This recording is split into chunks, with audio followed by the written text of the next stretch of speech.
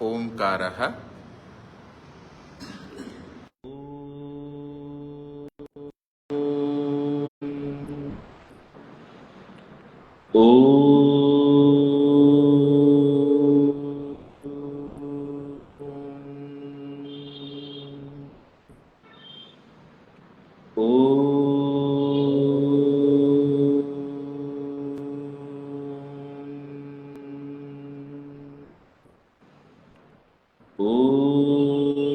सहना भवतु सहनौ भुनक्तु सह वीर्यङ्करवावहै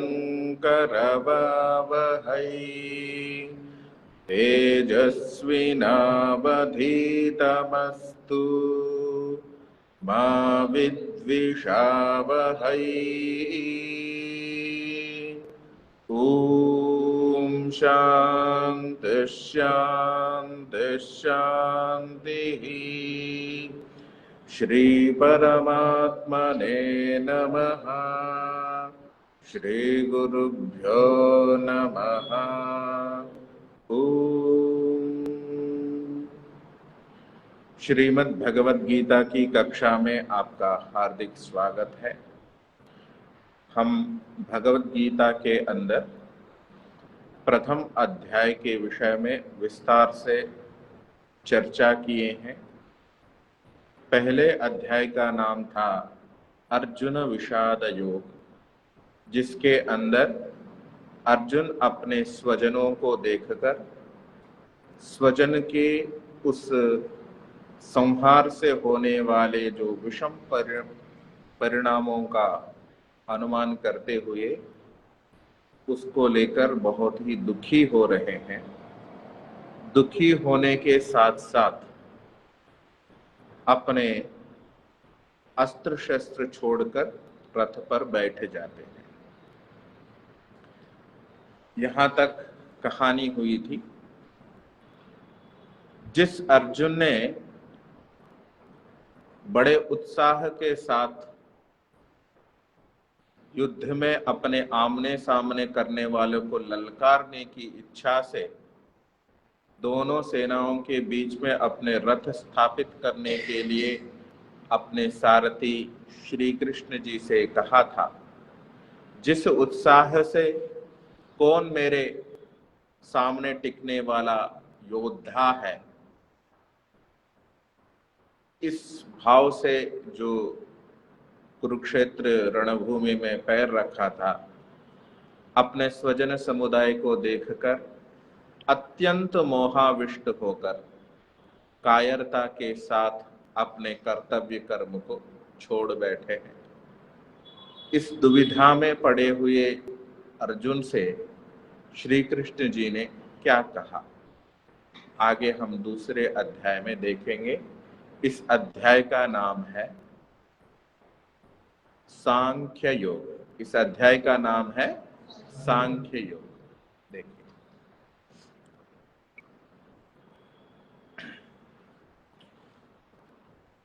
भूमिका तो आपके सामने है ही। अंतिम श्लोक में कहा था, पिछले अध्याय के अंतिम श्लोक में, कि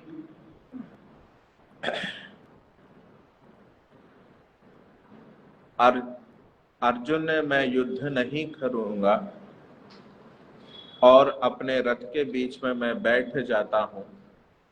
मुझे इस अपने स्वजनों की हत्या से घोर पाप होगा। जो कुलक्षय का नाश होगा तो अपने कुल धर्म नष्ट हो जाएंगे। कुल धर्म नष्ट होने से हमारी स्त्रियां प्रदूषित हो जाएंगी। स्त्रियां प्रदूषित होने से संतानें बिगड़ जाएगी। हमारे माता पिता की सेवा शुश्रूषा करने वाला कोई भी नहीं बचेगा। इस प्रकार के अनेक बातें, जैसे जाति धर्म और कुल धर्म नष्ट हो जाएंगे, इस प्रकार की बहुत ही विडंबना वाली बातें कह रहे हैं। तो अंतिम श्लोक में कहा है संजय जी ने धृतराष्ट्र से, इस प्रकार अर्जुन कहकर युद्ध भूमि में अपने रथ के बीच में बैठ गए। अपने धनुष और बाण को छोड़कर। इस अवस्था में संजय जी ने कहा है कि धृतराष्ट्र से इस प्रकार कहा है संजय जी ने, पहले श्लोक में कहा है, देखिए, तम तथा कृपयाविष्टम् अश्रुपूर्णाकुलेक्षणम् विषीदन्तमिदं वाक्यम् उवाच मधुसूदनः। संजय जी ने कहा, तम तथा कृपयाविष्टम्, तथा अर्थात वैसे, फिर कृपया, कृपा अर्थात कायरता से, आविष्टम मतलब कायरता से व्याप्त हुए हुए, अश्रुपूर्णाकुलेक्षणम अर्थात आंसुओं से भरी हुई आंखें, इतनी भर गए हैं आंसू आंखों में जो दिखना भी बंद हो गया। जब आंसुएं भर जाती है ना आंखों के अंदर, तब दिखना बंद हो जाता है, धुंधला सा हो जाता है। तो ऐसे शोक संविग्न मानस, पीछे भी कहा था, जब शोक से आविष्ट हुआ व्यक्ति युद्ध ना करने की इच्छा से बैठ जाता है, अब उस कायरता से युक्त व्यक्ति जो कि अपने भरी आंखों से, आंसुओं से भरे हुए आंखों से रहा, और विषीदन्तमिदं वाक्यम, उस अर्जुन को देखकर श्री कृष्ण जी ने ऐसे वचन बोले। यहां श्री कृष्ण जी के लिए मधुसूदन शब्द आया है, ठीक है। पीछे भी मधुसूदन संबोधन के विषय में क्या कहा था मैंने, मधु नामक राक्षस को जिसने संहार किया है, मारा है, उसको कहते मधुसूदन। यहां मधुसूदन शब्द प्रयोग करने का इतना ही तात्पर्य ले सकते हैं, जब राक्षसों का संहार करने वाला, तो हमारे अंदर असुरों का संहार करने वाला, शत्रुओं का संहार करने वाला एक कायरता, कृपा रूपी शत्रु भी अपने कर्तव्य धर्म में विघ्न डाल रहा है। उसको सूदने की दृष्टि से, उसको मारने वाला, उसको हटाने वाला कौन है, श्री कृष्ण। इसलिए यहां मधुसूदन शब्द का प्रयोग संजय जी ने कहा है, कृष्ण के लिए आया है शब्द। तो तम तथा कृपयाविष्टम, कृपा से आविष्ट व्यक्ति कौन है, अर्जुन। वो कैसा कायरता से आविष्ट है, अश्रुपूर्णाकुलेक्षण, आंसुओं से आंखें भरी हैं जिसकी, ऐसे अश्रुपूर्णाकुलेक्षण और कायरता से युक्त व्यक्ति को विषीदंतम इदम वाक्यम, विस्तार से खोलने की दृष्टि से, विस्तार से एक्सप्लेनेशन देने की दृष्टि से, उवाच मधुसूदन, कृष्ण ने बोला। क्या बोला, देखिए, बहुत ही प्रेरणादायक दो श्लोक है, दूसरा और तीसरा श्लोक है। श्री भगवान उवाच, श्री भगवान श्री कृष्ण बोले, कुतस्त्वा कश्मलमिदं विषमे समुपस्थितम् अनार्यजुष्टमस्वर्ग्यम् अकीर्तिकरमर्जुन। बहुत ही प्रेरणादायक श्लोक है। तो कुतस्त्वा कश्मलमिदं विषमे समुपस्थितम, इस विषम घड़ी में, इस विषम स्थिति में तेरे अंदर ये कश्मल, कश्मल अर्थात ये प्रदूषण कहां से आ गया है, ये कायरता रूपी प्रदूषण कहां से आ गया है। अनार्य जुष्टम, जो कि श्रेष्ठ व्यक्तियों के द्वारा अजुष्टम, सेवनीय योग्य नहीं है ये कायरता। और अकीर्तिकरम, तुम एक क्षत्रिय हो, ये तेरे को कीर्ति प्रदान करने वाला नहीं है। ये जो कृपणता है कीर्ति देने वाली नहीं है। और अस्वर्ग्यम कहा है, जो स्वर्ग सुख देने वाला नहीं है, स्वर्ग पहुंचाने वाला नहीं है ये। तो इस श्लोक में समझना है हमें, हे अर्जुन, हे अर्जुन, ये पहले तेरे अंदर इस प्रकार की कुतस्त्वा, मतलब हम भी बोलते हैं व्यवहार में, ये कहां से सीखा तूने? मतलब पहले तेरे अंदर इस प्रकार की भावना नहीं होती थी, और अपने युद्ध के लिए आप अधर्म पर विजय प्राप्त करने लिए सर्वदा उद्यत रहते थे। आपने कितने युद्ध जीते, कितने जंग जीते, कितने राक्षसों को रक्षकों का संहार किया है, और कितने लोगों को परास्त किया है, पराजय का सामना करना पड़ा आपके कारण से। ऐसे आप जब मुख्य युद्ध की स्थिति आ जाती है तब आप बैठ जाते हो। पहले तो ऐसी बात आपके अंदर नहीं थी।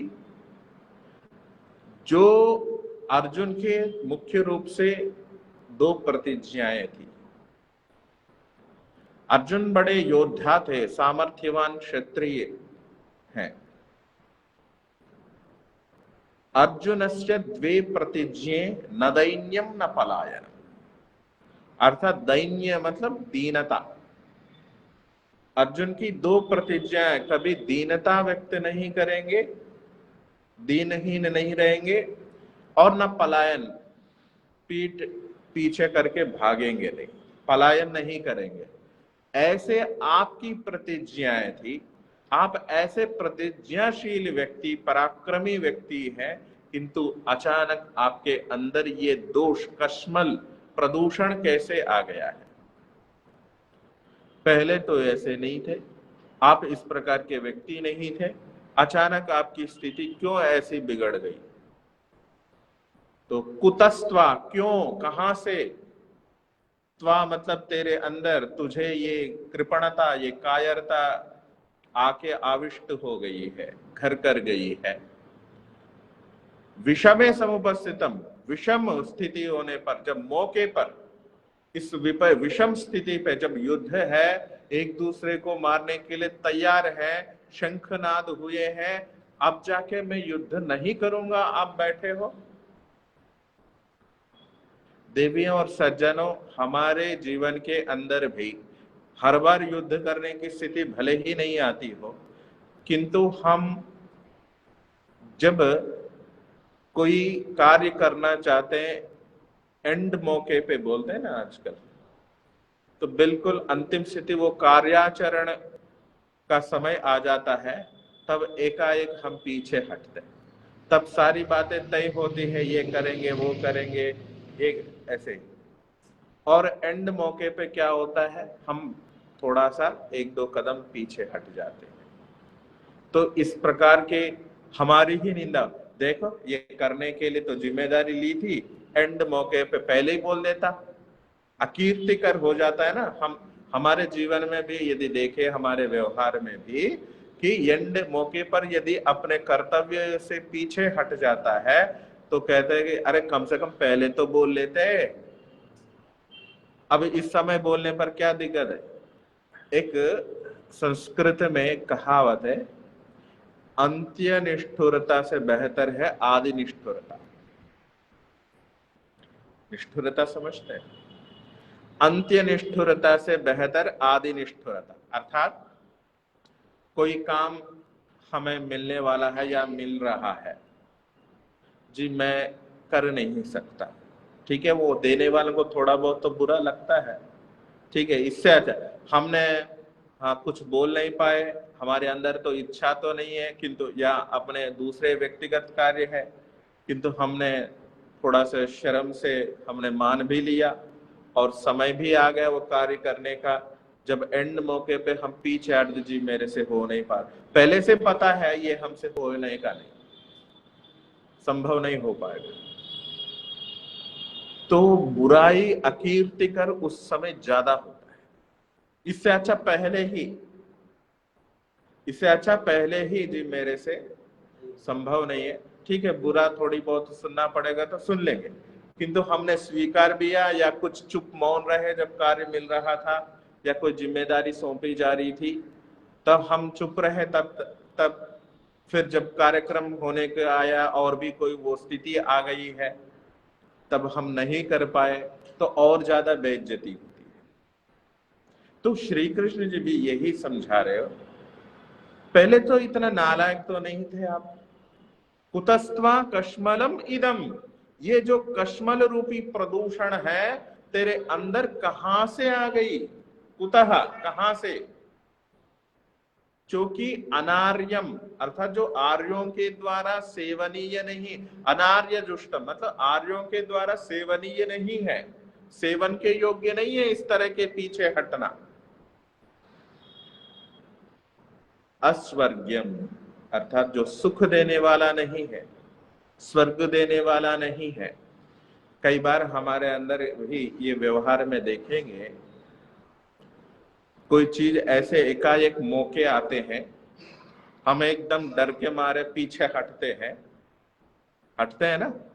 फिर बाद में जब कोई दूसरा हमारे बिल्कुल हमसे भी कम योग्य वाला या हमारे साथी कोई उस मौके का फायदा उठाता है, तब लगता है अरे मैं तो थोड़े सी हिम्मत करना चाहिए था। ऐसे बहुत सारे उदाहरण मिलते हैं। एक व्यक्ति था, एक जमीन प्लॉट बिक रहे थे। इस संदर्भ में आप कनेक्ट कर सकते हैं सभी जने। मान लीजिए कुछ लाखों का प्लॉट है, तो हिम्मत नहीं कर पाए, 5-6 लाख कहीं से उधार लेके भी खरीद सकते थे। नहीं जी मैं हिम्मत नहीं कर सकता, कहां से भरूंगा। तो हमारा मित्र कोई 15-20 लाख करके वो प्लॉट खरीदता है।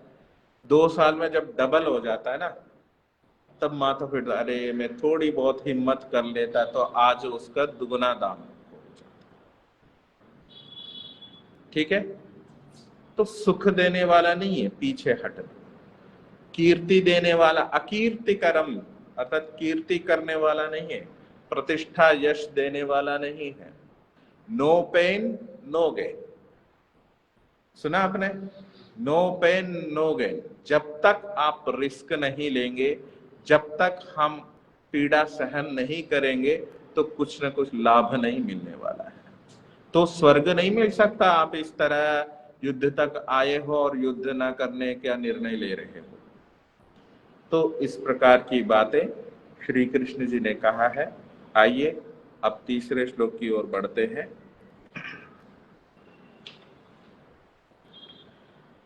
तो कायरता आने के बाद अब क्या करें, ऐसे जिज्ञासाओं को दूर करने के लिए अभी तीसरा श्लोक कह रहे हैं। बहुत ही प्रेरणादायक श्लोक है, आप सभी को याद कर लेना चाहिए यह श्लोक। क्लैब्यं मास्मगमः पार्थ नैतत्त्वय्युपपद्यते क्षुद्रं हृदय दौर्बल्यं त्यक्त्वोत्तिष्ठ परन्तप। कह रहे क्लैब्यम मास्मगमः पार्थ, हे पार्थ। क्लैब्य कहते हैं क्लीबता, क्लीबता मतलब अकर्मण्यता। ठीक है, हे पार्थ, हे पृथानंदन, क्योंकि अर्जुन की मां का नाम क्या था? कुंती का असली नाम क्या है? पृथा। तो पृथा के पुत्र के नाते अर्जुन को कहते पार्थ। हे पृथानंदन पार्थ अर्जुन। इस क्लैब्य, क्लीबता कहते हैं नपुंसकता को, नपुंसकता, अकर्मण्यता को भी कहते हैं। तो इस नपुंसकता को मां गमः अर्थात आप प्राप्त ना हो, क्योंकि तुम्हें यह उचित नहीं है, हे परंतप, बिल्कुल भी उचित नहीं है। क्योंकि इस हृदय दौर्बल्यम, हृदय की दुर्बलता, ये जो दिल की कमजोरी है ना, वो त्यक्तवा छोड़ करके, त्याग करके, अपने कर्तव्य कर्म के लिए उत्तिष्ठा, खड़े हो जाओ, क्योंकि बैठ गए थे ना, रथ के बीच में बैठ गए थे अर्जुन, इसलिए हे परंतपा तू अपने कर्तव्य कर्म के लिए उठ खड़े हो जाओ। हम भी अनेक स्थितियों में हिम्मत न कर पाने के कारण से हम बैठ जाते हैं, अर्थात कर्म नहीं करते हैं। कर्म करने की इच्छा तो होती है किंतु हिम्मत नहीं होता है। कभी कभी लोग महसूस करते, फील करते हैं, किसी भी कारण से हो सकता है, कोई हमारा उत्साह निराश कर दिया, निरुत्साह कर दिया, निरुत्साह करने वाली बातें कह दी, या और कुछ कारण से हम कई बार अकेले महसूस करते हैं, लो फील करते हैं। उस लो फील करने से, दुखी होने से, अनुभव करने से अनेक हमारे जो संपन्न होने वाले कार्य भी रह जाते हैं। जो भविष्य में करने वाली योजना की रही दूर की बात है, अगले क्षण, अगले घंटे में करने वाले दूसरे काम भी हमारे सिद्ध नहीं हो पाते हैं, क्योंकि हमारा जो भी हृदय की दुर्बलता है हम आगे बढ़ने नहीं देती है, जिसको इंफीरियरिटी कॉम्प्लेक्स भी कह सकते हो, कहते हैं। और जो हिम्मत नहीं कर पाना, ये भी है, जो हिम्मत नहीं कर पाना ये भी एक बहुत बड़ा जो मनुष्य को पीछे धकेलने वाला गुण है, अवगुण है। कोई कोई व्यक्ति होता है बहुत सारे हिम्मत पूर्ण निर्णय कर लेता है। निर्णय लेने के लिए भी धैर्य चाहिए, हिम्मत चाहिए। कोई कोई छोटी छोटी चीजों में भी निर्णय करने में, अब व्यक्ति देखेंगे, व्यक्ति मिलेंगे आपको देखने को कि छोटे छोटे निर्णय करने में भी दूसरों पर आश्रित होते हैं या थोड़े से कमजोरी फील करते हैं। कारण क्या है? कारण यही है, उनके अंदर जो क्या बोलते हैं, उसकी जो दिल की ताकत है वो कम रहती है। या तो आपके जो परिवेश हो सकता है, या कुछ स्वयं का स्वभाव हो सकता है, आपकी पृष्ठभूमि हो सकती है। तो किंतु जो बिल्कुल जो विकृति स्थिति में, अर्थात विषम स्थिति में जो निर्णय लेता है वही महान कहलाता है। कालिदास जी ने, महाकवि कालिदास जी ने एक सुंदर बात कही थी रघुवंश महाकाव्य में, विकार प्रसक्तो विक्रियन्ते येषां न चेतांसि स एव धीराः। विकार प्रसक्तो विक्रियन्ते येषां न चेतांसि त एव धीराः। धीर पुरुष वे ही कहलाते हैं विकार के प्रसंग, विकृति के प्रसंग आने पर भी जिनके चेतस, अर्थात जिनका मन, जिनके क्रियाएं विकृति को प्राप्त नहीं होंगे, वे ही धीर पुरुष है वास्तव में। जब सहज सब कुछ चल रहा हो तो सब अच्छे ही होते हैं। विकार अर्थात काम, क्रोध, लोभ, मोह, मद, मात्सर्य। अब अर्जुन के अंदर इस प्रसंग में कौन सा विकार उत्पन्न हुआ था शर्मा जी? मोह रूपी विकार उत्पन्न हुआ था, ठीक है ना। मोह रूपी विकार उत्पन्न होने से इनके अंदर क्या विकार आया था? अर्जुन के अंदर क्या विकार आया? मोह रूपी विकार होने से उनकी चेतस, अर्थात उनके कार्यों में क्या विकृति आ गई थी? जो उनकी स्वाभाविक प्राकृतिक गुण था, जो क्षात्र गुण, वो नष्ट होकर ये विकृति, कायरता रूपी विकृति आ गई थी, ठीक है। तो जो धैर्य खो बैठता है, जो धीरत्व, धीर पुरुष के गुण यही होते हैं। अगर मान लो मैं सामान्य अब अच्छा ही हूं, अच्छी बातें बोलता हूं, सभी एक दूसरे के सामने अच्छा ही प्रस्तुत करते हैं, किंतु वहां मान लीजिए 50,000 की गड्डी वहां पड़ी, कोई देख तो नहीं रहा, मैं थोड़ा सा अगल बगल झांकू फिर उसको करने की, मतलब विकार का प्रसंग आ गया। सब समान सब है, ठीक है, सहज चल रहा है, तो विकार लोभ रूपी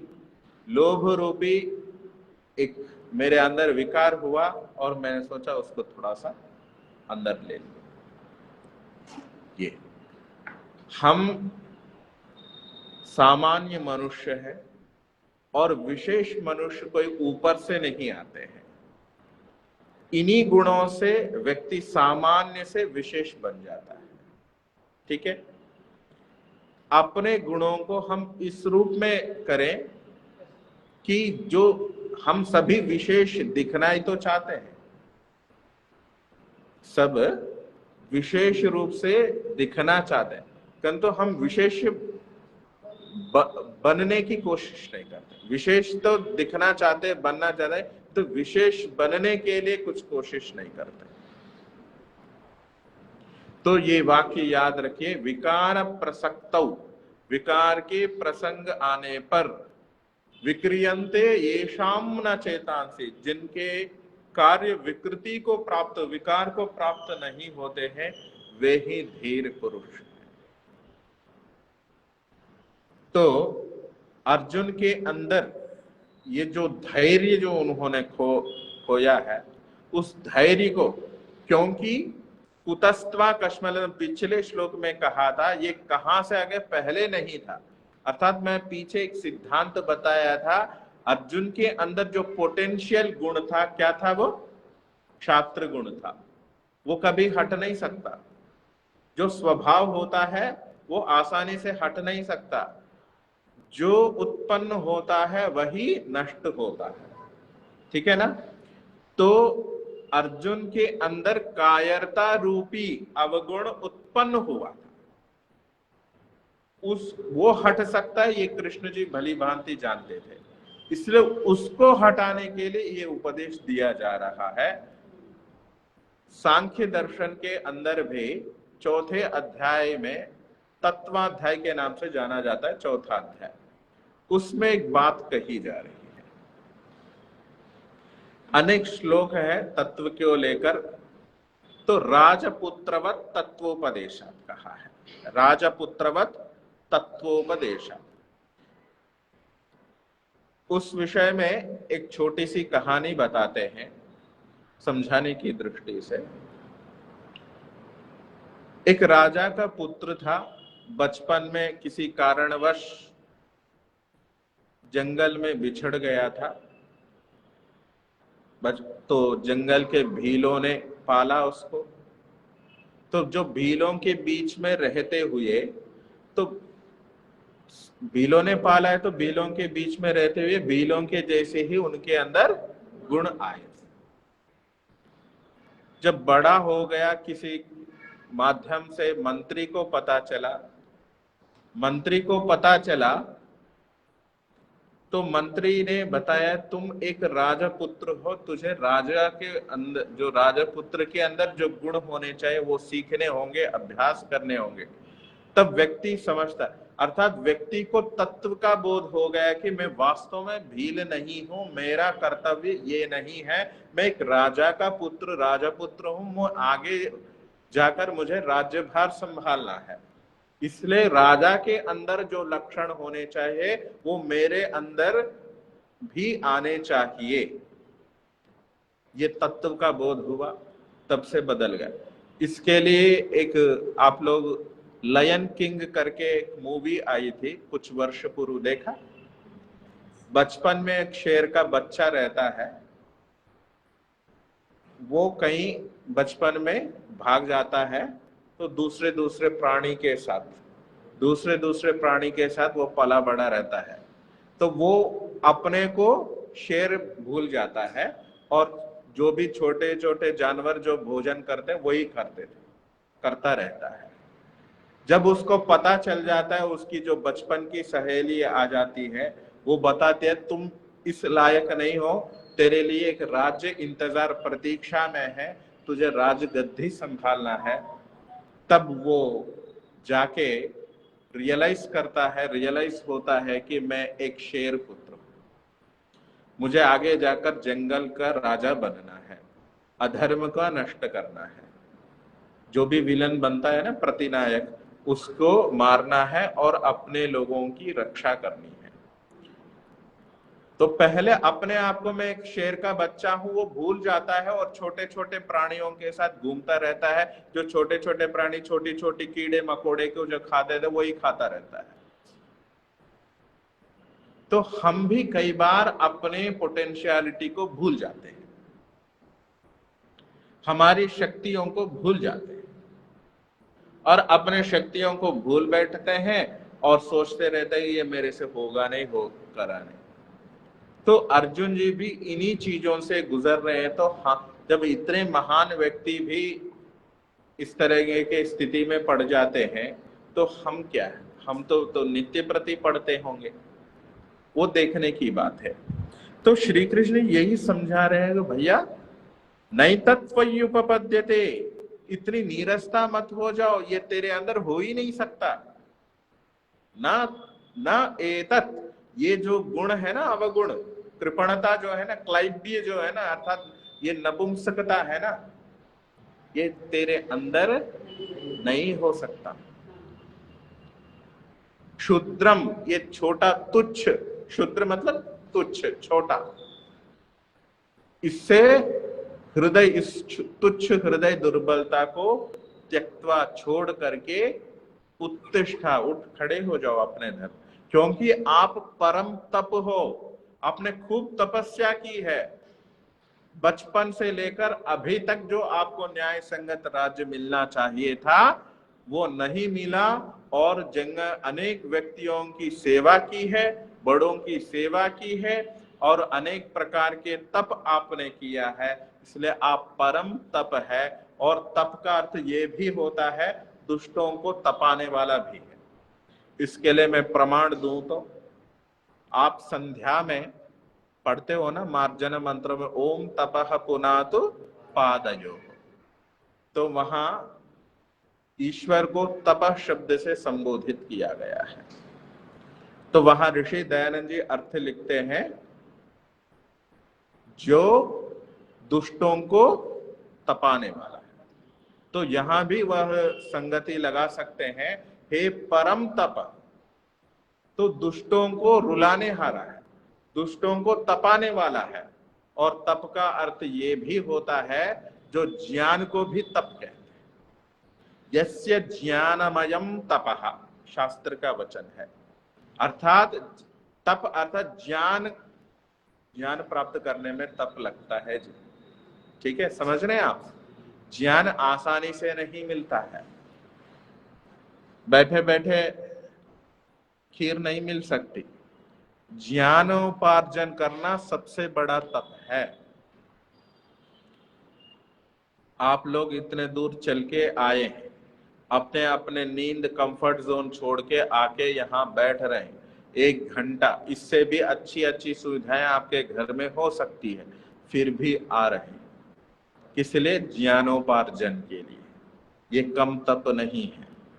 जो व्यक्ति गुरुकुल में रह के लगभग 12-13 वर्ष मेहनत करता है, तब उसको आचार्य की उपाधि, ये आचार्य, ये 3 लेटर्स के जो है ना, ये उपाधि सामान्य नहीं होती, 15 वर्ष 20 वर्ष लगते हैं। तो ज्ञानोपार्जन करना एक सामान्य नहीं है, इसलिए यस्य ज्ञानमयम तपः कहा है, ज्ञान प्राप्त करना ही तप है। तो आप एक ज्ञानी हो, अपने ज्ञान को क्यों भूल जाते हो? अपने ज्ञान को याद तो करो। इस अर्थ में यहां जानबूझकर श्री कृष्ण जी ने अर्जुन के लिए, हे परंतप तुम उठ खड़े हो जाओ, क्योंकि आपके अंदर वह सामर्थ्य है, वह ज्ञान है, वह शक्ति है जो दुष्टों को, अधर्मियों को, आप आतताइयों को तपा सकते हो, रुला सकते हो।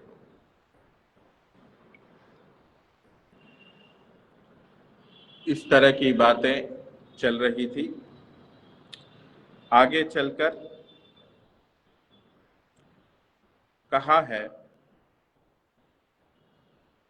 कि पहले अध्याय में जो अर्जुन ने कहा है कि आचार्यान मातुलान आचार्यान पित इत्यादि गिनाया था ना, कौन कौन है कि मेरे आचार्यों को कैसे मारूं, मेरे पितरों को कैसे मारूं, मेरे बंधुओं को कैसे मारूं इत्यादि बहुत सारे गिनाए थे पिछले अध्याय में।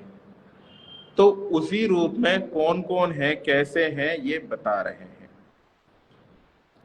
अर्जुन अब कह रहे हैं, श्री कृष्ण जी ने जब ऐसे उठ खड़े होने के लिए जब कहा, तब अर्जुन ने बदले में कहा, क्या क्या कहा? पहले अध्याय में अर्जुन ने युद्ध न करने के विषय में बहुत सी युक्तियां दी थी, है कि दी कि नहीं दी थी, और उन युक्तियों का कुछ भी आदर ना करके भगवान श्री कृष्ण जी ने एक एक अर्जुन को कायरता रूप दोष के लिए जोर से फटकार लगाया कि नहीं लगाया है, कहां से आया तेरे अंदर ये कायरता? तो उसके बदले में अर्जुन अब कह रहे हैं, कथम भीष्ममहं संख्ये द्रोणं च मधुसूदन इषुभिः प्रतियोत्स्यामि पूजार्हा वरिसूदन।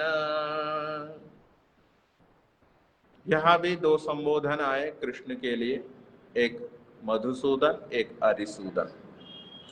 तो हे मधुसूदन, हे कृष्ण, कथम भीष्ममहं संख्ये, मैं इस युद्ध भूमि में भीष्म के प्रति और द्रोण मेरे गुरु आचार्य द्रोण के प्रति इषुभिः प्रतियोत्स्यामि, बाणों से मैं उनका सामना कैसे करूं, उनके साथ कैसे युद्ध करूं, जो कि मेरे लिए वो पूजार्ह, पूजा के आदर के योग्य है। पूजार्ह अर्थात पूजा के योग्य, आदर के योग्य व्यक्तियों की पूजा व आदर करते हैं या बाणों को चलाते हैं उनके ऊपर? बताइए, आप बताइए। हाँ, पूजनीय का हमको आदर करना चाहिए या बाण चलाना चाहिए, उनको गालियां देनी चाहिए? आदर करना चाहिए, है कि नहीं? तो अर्जुन जी कह रहे हैं, जिनकी गोद में मैं पला बड़ा हूं, जिनका प्रेम मुझे सतत मिलता है, जिनका स्नेह सतत मुझे मिलता है, ऐसे भीष्म के ऊपर मैं कैसे बाण चला सकता हूं? और जिन्होंने मुझे धनुष पकड़ना सिखाया, बाण चलाना सिखाया, ऐसे मेरे गुरुवर आचार्य द्रोण के प्रति मैं कैसे बाण चला सकता हूं? जिन्होंने मुझे बाण चलाना सिखाया, धनुष पकड़ना सिखाया, तो वो मेरे लिए पूजा के योग्य है, आदर के योग्य है। मैं इसलिए हे अरिसूदन, अरि कहते हैं शत्रु को, सूदन कहते हैं मारने वाले, हे शत्रुओं को मारने वाले, मैं, ये तो मेरे शत्रु है ही नहीं, मेरे लिए आदर के पात्र है, तो इनके प्रति मैं युद्ध कैसे कर सकता हूं? ये अर्जुन बहुत ही विनम्र भावना से श्री कृष्ण जी से कह रहे हैं। अब जब अर्जुन ने पूर्व श्लोक में कहा कि मेरे पूजनीय इन पितामह और गुरु को कैसे मैं मार सकता हूं, इनके ऊपर बाण कैसे चला सकता हूं, जब इन्होंने अपने निर्णय के कैसे चला सकता, मतलब मैं करने के लिए तैयार नहीं, इनके ऊपर बाण चलाने के लिए बिल्कुल भी मैं तैयार नहीं हूं। जब उन्होंने एक निर्णयात्मक प्रश्न पूर्वक निर्णय सुनाया था, कैसे चला सकता, मतलब इससे अपना निर्णय ही आ रहा है कि मैं नहीं चला सकता, आप कुछ भी करो, मैं तो नहीं चला सकता, बाकी की बात बाद में है, पहले इन दोनों के ऊपर तो मैं कभी कर ही नहीं सकता। आप लोगों को पता है, मैंने पीछे भी थोड़ा बताया था, वीडियो चल रहा है तो इसके लिए दोबारा सुनाता हूं। जब सभा में युधिष्ठिर पांडव जुए में हार जाते हैं, ठीक है, तब कर्ण ने, दुर्योधन ने कहा है कि भाई द्रौपदी को ले आओ पकड़ के, ठीक है। विकर्ण, हालांकि द्रौपदी को भी जुए में वो लगाया, वो थोड़ा सा उतना स्पष्ट नहीं, गलत बात है, ये प्रामाणिक नहीं है। मूल महाभारत में है ही नहीं, कोई भी बुद्धिमान व्यक्ति अपने कुल स्त्री का दांव पे नहीं लगाता है, ठीक है, वो महाभारत में नहीं है। किंतु उसमें जब कर्ण ने दिया, अब ये सब कुछ हार गया, तो ये कर्ण की दुर्बुद्धि थी, ताकि ताकि दुर्योधन को, क्योंकि दुर्योधन ने एक अच्छा स्थान दिया था, आपको पता है ना, मैंने पीछे भी बोला था, क्षत्रिय सभा चल रही थी, तब दुर्योधन कर्ण को बुलाते हैं, तब द्रोणाचार्य और कृपाचार्य इत्यादि ने आक्षेप किया था, हस्ताक्षेप किया था कि ये क्षत्रियों की सभा चल रही है और यहाँ कर्ण के कोई स्थान नहीं है रहने का, योग्य नहीं है कर्ण। तब दुर्योधन बहुत कुछ बोल के कर्ण को अपने साथ रखते हैं। इस कारण से कर्ण दुर्योधन को अपना बनाने के लिए, खुश करने के लिए, द्रौपदी के वस्त्रापहरण के, द्रौपदी को अपमानित करने का सुझाव कर्ण ने दिया। तब विकर्ण नामक एक व्यक्ति, याद रखना पहली बार सुन रहे होंगे, पीछे आया था विकर्ण का शब्द। विकर्ण कौरवों के ही एक भाई था। तो उन्होंने कहा था, जब पांडवों ने जुआ हारा, तो अब ये कुलवधु का क्या काम है, जो भी आपको देना है उन दे दो, आप कुलवधुओं को मत छेड़ो। तब कर्ण ने विकर्ण का मुंह चुप करा है, मुंह बंद करा है। अरे जब तेरे भाई कुछ बोल रहा है तो तू बीच में क्यों बोलता है, ठीक है, समझ में आ रहा है? जब तुम्हारा भाई कुछ अधिकारी बोल रहा है, बीच में तुम क्यों बोल पड़ते हो, इतना बड़ा न्याय निर्णेता बन गया तू, तो बच्चा है, बच्चे की तरह। भले ही शास्त्र, नीति शास्त्र क्या कहता है, बालादपि सुभाषितम कहा है, अगर कोई छोटा व्यक्ति भी अच्छी बात बोल रहा है वह ग्रहण कर लेना चाहिए। किंतु महाभारत में क्या हुआ, विकर्ण ने अच्छी बात बोली, भाई कुलवधु का अपमान नहीं होना चाहिए, ये ठीक नहीं है, न्याय विदुर ने भी बोला था, उनकी बात नहीं सुनी गई तो विदुर जी चले गए थे सभा में से, ठीक है। अब विकर्ण ने भी कहा था कि ये ठीक नहीं है, तब कर्ण जी ने छुप करा, तेरे बड़े भाई को बोल दो क्या। तो विकर्ण जानता था कि आगे चलकर भी दुर्योधन कर्ण की बात ही सुनेगा, सोचकर फिर विकर्ण कुछ भी नहीं, ठीक है। तो उसके बाद क्या हुआ, तब कुलवधु को ले आया गया दुशासन ने, और जब दुर्योधन ने भरा अपमान किया था, अपमान करने के बाद मैं मुख्य रूप से ये कहना चाह रहा था, किस विषय में मैं कहना चाह रहा था कि द्रौपदी का जो वस्त्रापहरण विकर्ण ने जब रोकने का प्रयास किया, ये कुछ बोला, उसकी बात नहीं सुनी गई। अनेक महाभारत में इस युद्ध के अनेक प्रकार के बीज पड़ गए थे, तो युद्ध करना अवश्यम भावी ही था। तो श्री कृष्ण जी का मुख्य था कुछ भी करके द्रोण को, भीष्म को मरवाना है।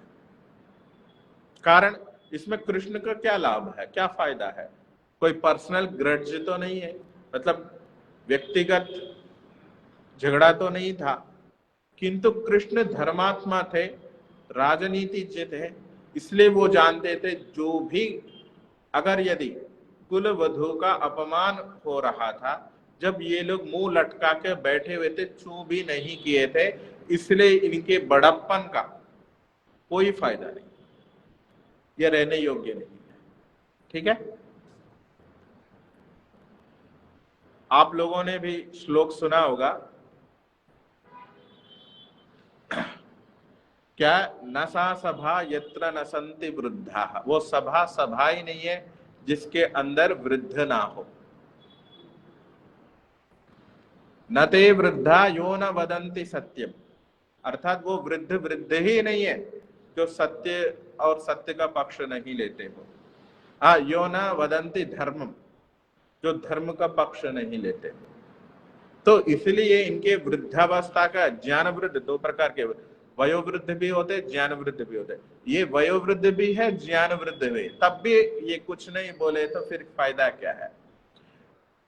उस प्रसंग में अर्जुन जी ये सब जानते हैं, तब भी उनके अंदर जब वो याद आते हैं ना, जब स्थिति आ जाती है तो वो याद आता है कि जिसके गोद में मैं खेला था, जिन्होंने मुझे सिखाया था, तो उस बात को लेकर कह रहे हैं। देखिए ये चौथे श्लोक में कहा है, अर्जुन उवाच कथम भीष्ममहं संख्ये द्रोणं च मधुसूदन। कहा है मैं भीष्म को, इस युद्ध में भीष्म को कैसे मार सकता हूँ, भीष्म के ऊपर बाण कैसे चला सकता हूँ, और जो द्रोण के ऊपर बाण कैसे चला सकता हूं, जो कि ये मेरे पूजार्ह, ये दोनों मेरे पूजा के योग्य हैं, आदर के पात्र हैं। आगे देखिए, जब इन्होंने, अर्जुन इस प्रकार बात बोलकर निर्णय कर लिया है, उस और अपने निर्णय को थोड़ा सा संतुलन करने के लिए दोबारा अर्जुन थोड़ा सा उसके ऊपर अपने निर्णय के पीछे जो ठोस कारण है वो और बता रहे। पीछे तो उस श्लोक में कहा ही था ये पूजा के योग्य है इसलिए मैं मार नहीं सकता, और उसको मारने से मुझे क्या पाप लगेगा या क्या परिणाम हो सकता है ये कह रहे हैं। कहा है गुरुन् हत्वा हि महानुभावान् श्रेयो भोक्तुं भैक्ष्यमपीह लोके हत्वार्थकामास्तु गुरूनिहैव भुञ्जीय भोगान् रुधिरप्रदिग्धान्। कहा है तो गुरून् हत्वा हि महानुभावान्, अर्थात जो महानुभाव है, महानुभाव कहते हैं ना संबोधन में, महानुभाव मतलब महाशय, महात्मा, महोदय, महानुभाव, ये सारे आदर के वचन है, आदरार्थक वचन है। तो महानुभाव का क्या अर्थ होगा? जो महान अनुभव है जिसका, वो महानुभाव कहलाते हैं। ठीक है, जिसका अनुभव बहुत बड़ा है, जिन्होंने जीवन के अनुभव बहुत सारे लिए हैं, जिसका अनुभव का ज्ञान ज्यादा है, उनको कहते हैं महानुभाव। ऐसे महानुभाव कौन है यहाँ? महानुभाव गुरु, गुरु लोग है। कौन? द्रोणाचार्य भी गुरु है, भीष्म पितामह भी गुरु के तुल्य है, बहुत कुछ सिखाए होंगे बचपन में, इसलिए गुरुजनों को महानुभावन आहत्वा, ना मार के इस लोक में भैक्षम भोक्तुम श्रेयो भोक्तुम भैक्षम भी ये लोग है। जो गुरुओं, ऐसे महानुभाव गुरुजनों को ना मार करके इस लोक में भीख मांगना बेहतर है। श्रेयो, श्रेय मतलब बेहतर, श्रेष्ठ है। क्या श्रेष्ठ है? भैक्षम अर्थात भिक्षाचरण करके, भिक्षाचरण करके जीवन यापन करना ही बेहतर है। अगर इनको मारना पड़े तो मैं भीख मांगना चुनूंगा। ठीक है, भिखारी बनकर, मुझे राज्य नहीं चाहिए। क्या है? हत्वार्थ कामास्तु गुरु निहैव भुंजीय भोगान रुधिर प्रदिग्धान कहा है।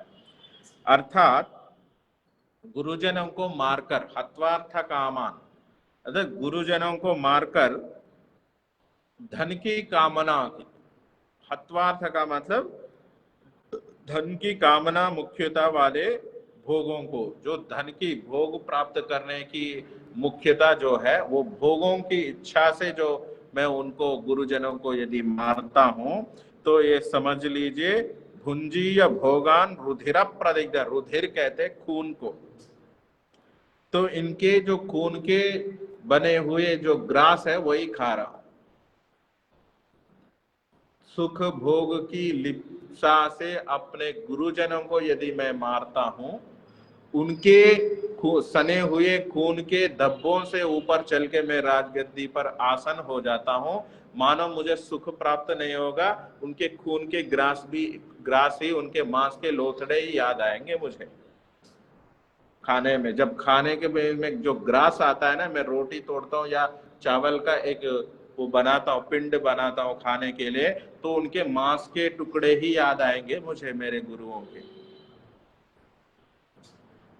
तो मैं इस प्रकार की चीजें कदापि नहीं करें। इससे अच्छा मैं राज्य सुख त्याग करके लिप्सा, विजय की लिप्सा छोड़कर मैं भीख मांगना बढ़िया लगता है मुझे, बढ़िया लगेगा। अर्थात जो गुरुद्रोह करना, यहां अर्जुन जी देख रहे हैं, यद्यपि अर्जुन के पॉइंट सारे सही है कि गुरुओं को कदापि हम मारने की या द्वेष करने की इच्छा ना करें। धर्म सूत्रों में कहा है, अब आचार्य के पास पढ़ते हो ना, तो आचार्य गुरु के पास पढ़ते हो तो गुरु की निंदा कदापि नहीं करनी चाहिए। वहां शास्त्र में कहा, यदि गुरु ठीक नहीं लगता है आपको, कोई बात नहीं, उनके जो अवगुण को ना कान में रहस्य बोधायेत शब्द आया है, अर्थात रहस्य में आप उनको बोलो यदि ये ठीक, ये गलती हो गई आपसे, ये ठीक कर लीजिए, ठीक है। फिर भी गुरुजी नहीं सुधरते हैं, गुरुजी अपने रवैया बदलते नहीं है, तो आप चुपचाप छोड़ के जा सकते हो, जी मैं जा रहा हूं गुरुजी, नमस्ते करके जाओ, किंतु गुरु की निंदा कदापि नहीं करनी चाहिए, ठीक है। तो यहां तो गुरुओं की हत्या की बात आई है, स्थिति आई है, तो इसलिए मैं गुरुओं को नहीं मार करके मैं भीख मांगना ही सही मानता हूं, बेहतर मानता हूं। तो इन लोगों को अपने सुख राज्य की भोग की लिप्सा से मैं इनको यदि मारता हूं, तो रुधिर प्रतिग्धान अर्थात इनके खून के सने हुए जो सीढ़ियों पर चढ़कर मैं राजगद्दी संभालना नहीं चाहता, बिल्कुल भी। इस प्रकार की स्थिति है।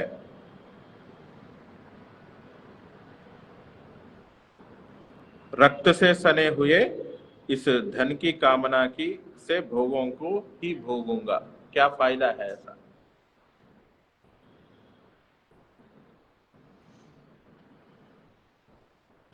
अगला एक श्लोक देखें तो इसके सामान्य व्याख्या करके फिर कल आवृत्ति के रूप में फिर और अच्छी तरह से लेंगे। तो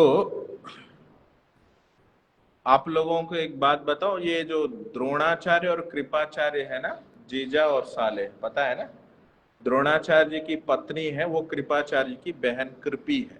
कृपा और कृपाचार्य, कृप और कृपी जुड़वे भाई बहन है, और उनकी बहन से द्रोणाचार्य का विवाह हुआ था, ठीक है। तो कृपाचार्य के जीजा हो गए द्रोणाचार्य जी, और इन दोनों द्रोणाचार्य और कृपी के संतान ही अश्वत्थामा।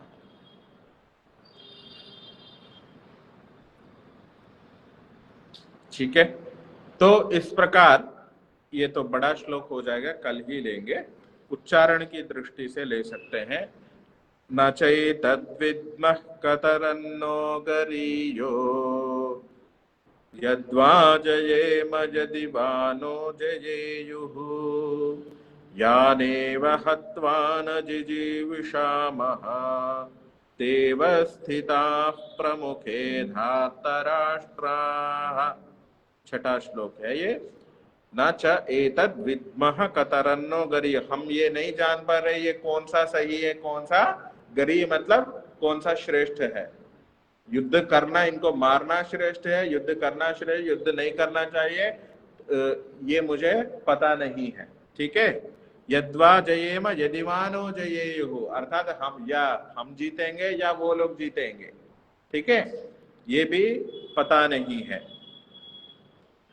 यानेव हत्वान जिजीविषामः, जिनको मारकर हम जीवित रहना नहीं चाहेंगे, हमारे गुरु जैसे व्यक्तियों को मार करके हम जीना नहीं चाहेंगे, ऐसे तेव स्थिता प्रमुखे धृतराष्ट्र के संबंध सामने खड़े हैं।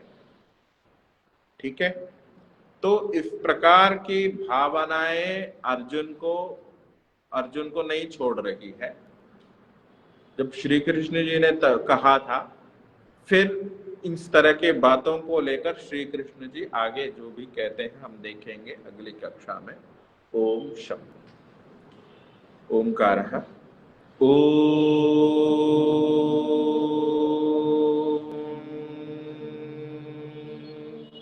शांति शांति शांति। श्री परमात्मने नमः। श्री गुरुभ्यो नमः। तो सबको सादर नमस्ते जी। बता रहे थे अर्जुन को ऐसा क्यों हुआ ये?